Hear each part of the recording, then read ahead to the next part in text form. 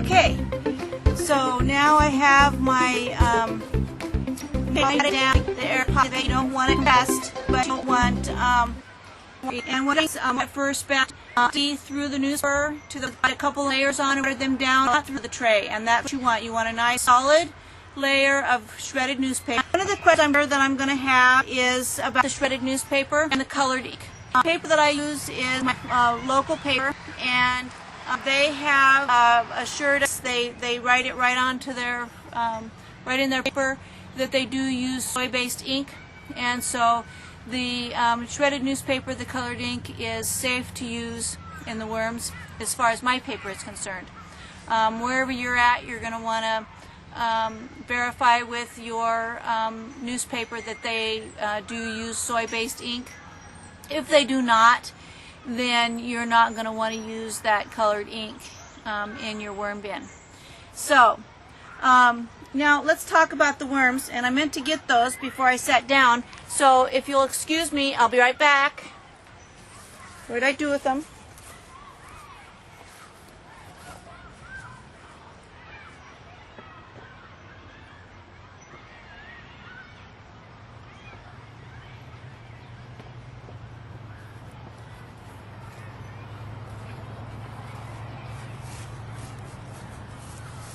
All right, here we are.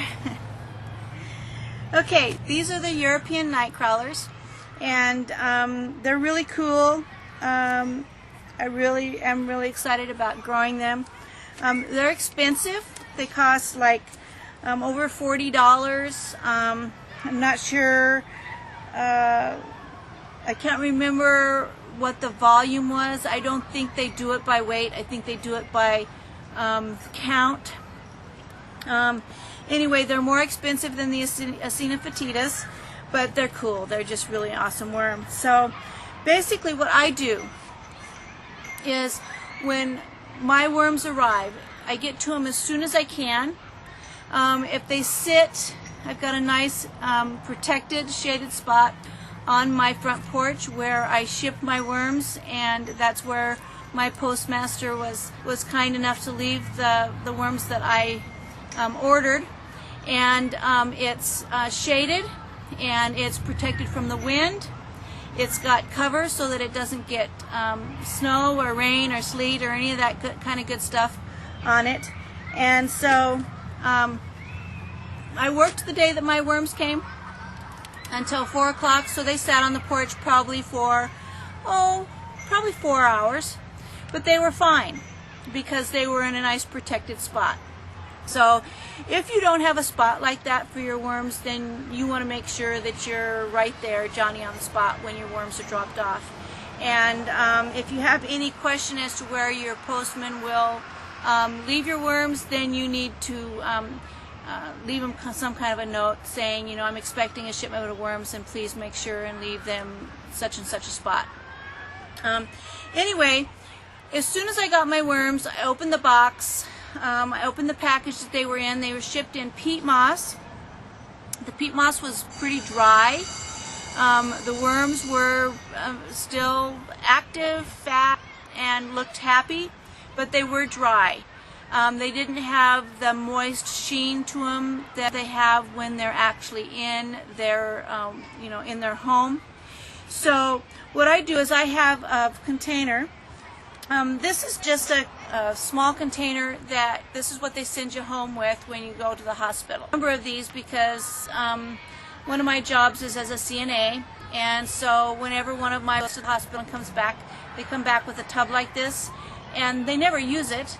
So I use the worms until I actually box them up for shipping.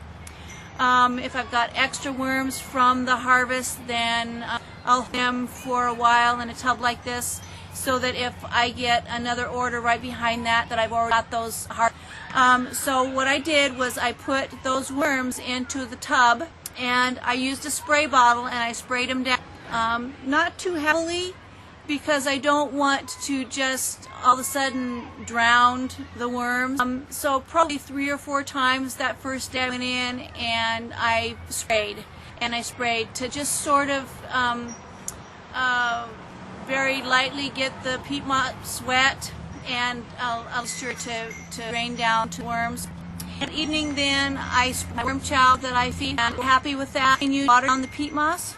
And then the second day, I add a little manure, and enough of a layer that all I could see was the manure. I was able to see any worm. So a nice thin of manure, wet that down, and the worm move up in. And basically what I'm in their new home, because what they're going to be growing in is the manure. And layered mostly manure to start, because I've got a nice bit that they're like. That's through here. If I can't let you see a few of those worms. They're beautiful. Oh, they're just so awesome. I mean, look at that. Is that not just a perfect bait worm? I mean, they're nice and fat, and they stay active in cold water, and that is just going to be, they're just going to be great. They're just awesome. This is what I'm going to be adding to my bin here. And oh, they're just beautiful. They've really been doing a good job here. I'm just really excited. I tell you, these are just gorgeous, gorgeous worms. So what I'm going to do is I'm going to go ahead and I'm going to put these out here on the tray that I've got started. And we're just going to spread them out. We're just going to sprinkle them around, just like this, so they're not all in one spot. Oh, they're so gorgeous. I tell you, I love worms. They're just such a miracle, and they're so awesome to watch. These are going to just be great. It's going to be nice this next bin here to watch them reproduce and be happy campers. All right, so this is the peat moss and the manure that they've been in. And once I get them, I'm going to use a spray bottle and I'm going to spray them down. Or I might just over onto the grass and I might just go ahead and use my little watering can and just water these down a little bit because they're a little on the dry side. So we're going to water them down a little bit, and then look, this guy is just really. I'm just going to spread that out to all the different corners. Just get it in. Like that. And then we're going to water them down a little bit.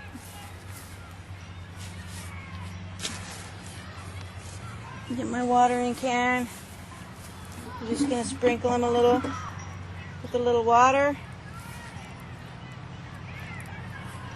We don't want them to get dried out. We don't want